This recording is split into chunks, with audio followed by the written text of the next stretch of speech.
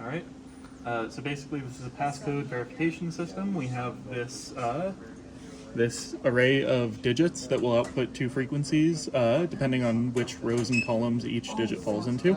So, for example, 1 will output the frequencies 1 kilohertz and 15 kilohertz, and then it will go. This is output through the audio channel of the computer, and will go into these filters.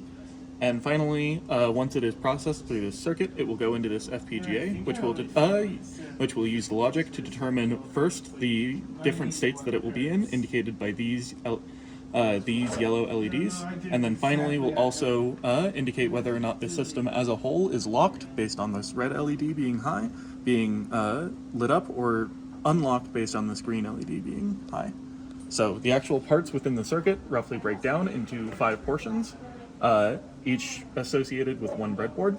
This first portion is the filters.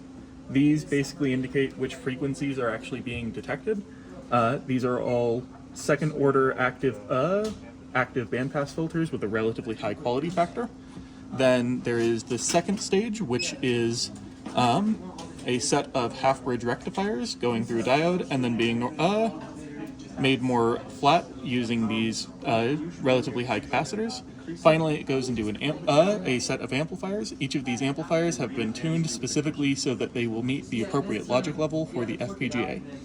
Finally, the FPGA will take in all 8 of these signals and change states depending on what signals it's received. So, the proper code for this case is 911. Each of the digits will take a bit of time, but pressing 9, it goes to the intermediate stage, and then 9 is released, going to the next stage.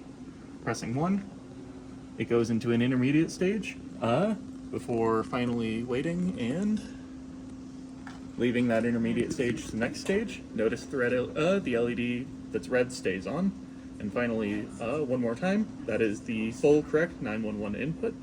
And once it stops reading that next one, there you go. It goes into the unlocked state before finally we can press the reset button, which is star in this case, and that will relock the system. To quickly demonstrate that it also works, we can enter, for example, 9, the first correct input, and then if we enter in an incorrect input, this case goes back to its original locked state. That's how the system works.